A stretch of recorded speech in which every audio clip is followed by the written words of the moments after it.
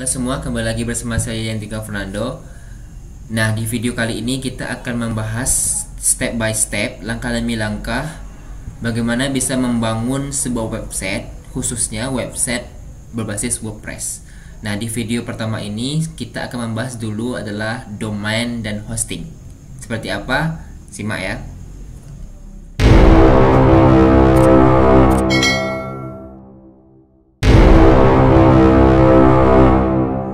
Baik, kita akan membahas pertama kali adalah domain. Ya, apa itu domain di pengertian website? Domain dalam pengertian website yakni adalah sebuah alamat website kita di internet. Ya, seperti yang pernah kita dengar, sering kita dengar ada ini ya, ada .com, ada .net, ada .co.id dan segala macam, banyak ya. Itu dinamakan dengan domain. Lebih jelasnya saya ingin mempertunjukkan gambar ini ya. Di sini .com itu disebut sebagai top level domain, TLD ya. Nah, sebelumnya maksudnya di samping kirinya yaitu adalah example. Nah, itu disebut sebagai second level domain ya. Jadi example.com jadi digabung. Yang example-nya adalah sebagai second level domain, titik com-nya itu adalah ya top level domain paling atas. Nah, yang sebelah kiri example lagi disebut sebagai subdomain ya, sebagai anak domain. Ya, bisa dipahami ya tiga pembagian ini. www ini adalah subdomain, titik example itu adalah second level domain, titik com itu adalah top level domain gitu ya. Bisa juga kita lihat misalnya www ini bukan misalnya daftar titik example.com. Nah, daftar itu sebagai subdomain dari example. Nah, gitu ya. Jadi domain itu adalah alamat website kita di internet supaya bisa diakses gitu ya, atau nama website kita di internet. Nah, sekarang saya ingin masuk kepada hosting. Apa itu hosting? Tadi kita sudah mempunyai domain ya, nama website kita di internet. Nah, domain ini hanya sebatas nama gitu ya. Kalau diibaratkan di sebuah rumah, domain itu masih nomor rumahnya gitu ya. Nah, rumahnya apa? Rumahnya itu kalau dibawakan ke website adalah hostingnya. Jadi file-file website kita tadi kita taruh di hosting, ya. Kita taruh di hosting, gitu. Hosting ini sebenarnya sebuah server yang sudah dipisah-pisah ataupun dibagi-bagi per bagian, sehingga seseorang yang ingin menaruh websitenya di hosting dia memiliki sebuah space di server tertentu, gitu. Tinggal lagi kita membeli hosting tadi ke penyedia layanan. Nah, sekarang kita masuk kepada dimana kita bisa membeli domain dan hosting. Nah, banyak sebenarnya tempat kita membeli domain dan hosting di para penyedia layanannya, gitu ya. Nah, saya tunjukkan salah satu layanannya. Kenapa ini yang saya tunjukkan? Karena memang saya menggunakan ini ya. Nah, di sini salah satu tempat kita bisa membeli domain dan hosting. Coba kita lihat di sini ya. Di sini ada tulisan domain. Oke. Coba kita buat di sini namanya adalah nama saya ya. Oke. Coba kita cari nama Yendri Fernando itu, bisa enggak kita pesan domainnya gitu ya. Nah, oke, ternyata bisa. yendrifernando.com ini belum ada yang beli. Oke. yendrifernando.net ini belum ada yang beli. Jadi kalau yang ada tombol beli sekarang ini berarti kita masih bisa membeli domain itu, belum ada yang pakai di seluruh dunia gitu ya. Oke. Dan harganya bermacam-macam. Untuk .com ini harganya itu 129.000 per tahun ya. Coba kalau yendrifernando.net itu 139.000 per tahun gitu, dan macam-macam. Banyak kategori, ada yang khusus Indonesia, jadi ID itu Indonesia ya. Kalau misalnya .my itu Malaysia gitu. .sg itu Singapura. Jadi setiap negara itu punya ID masing-masing, punya domain khusus untuk negaranya masing-masing. Oke, coba kita lihat yang khusus ID ya. Nah, ada .id, ada .co.id, ini untuk perusahaan. Kalau .id ini umum ya.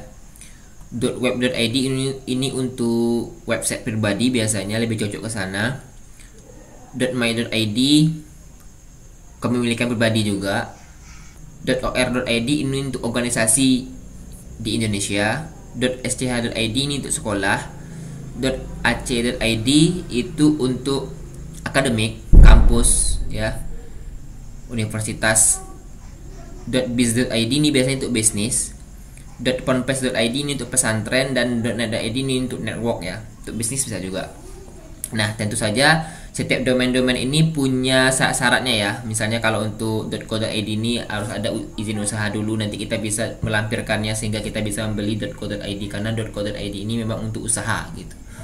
Seperti itu. Nah, kita bisa juga melihat domain-domain yang lain ya, .biz, .company, banyak sekali, tentu dengan harga yang bermacam-macam. Nah, ketika kita membeli domain ini, kita sudah punya alamat. Itu yang diakses orang di internet gitu ya. Nah, sekarang kita beralih di hosting. Setelah kita dapat nama domain kita, coba kita lihat hosting kita. Nah, jadi hosting ini tempat kita meletakkan file-file website kita di internet dan dihubungkan ke domain. Nanti ketika kita mengetikkan misalnya yandrifernando.com, kita bisa mengakses website tersebut. Kalau hanya domain tidak bisa gitu. Dan kalau hanya hosting juga tidak bisa. Dia hosting itu digabungkan dengan domain. Oke, kita coba lihat di situs ini ya.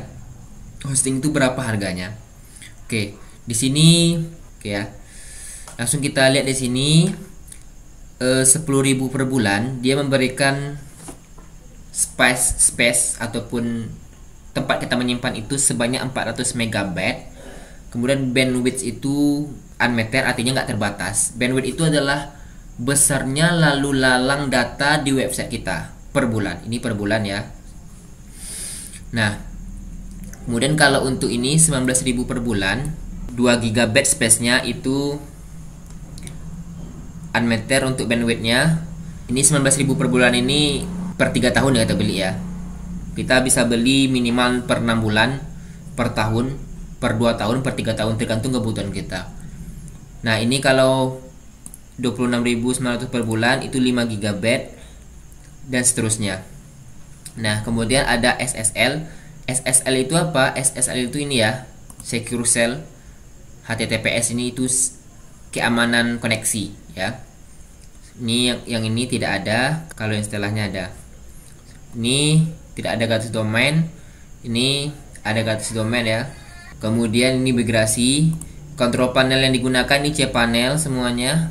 Setelah kita memesan hosting, nanti kita cPanel itu kita login di situ untuk mengkonfigurasi website kita. Oke. Ini ada emailnya. Jadi nama email kita itu bukan Gmail lagi, tapi nama email kita itu sesuai dengan domain kita, itu lebih profesional ya. Di sini unlimited semuanya, dan bisa dilihat fitur-fiturnya lebih lanjut ya. Secara umum itu yang kita butuhkan untuk melihat perbandingannya ya. Oke, nah ini tinggal dibeli ya. Tinggal dibeli, misalnya kita ingin tadi domainnya itu .com 129.000 per tahun, dan kita beli, coba kita order ya. Kita beli sebuah hosting. Nanti kita akan membayar, nanti kita dikasih login. Setelah kita login, kita baru bisa mengkonfigurasi website kita, termasuk website berbasis WordPress. Oke, kita coba ini testing ya. Kita mengambil 2 GB ya, gratis domain katanya ya. Kalau 2 tahun, kita pilih 1 tahun aja ya. 1 tahun biar berbarengan dengan domain. Domain itu per tahun ya. Jadi kalau per tahun harganya 29.900.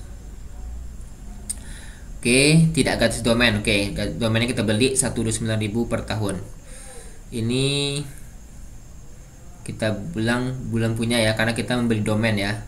Oke, ini coba kita buat sini domainnya yendrifernando.com. Ini misal ya.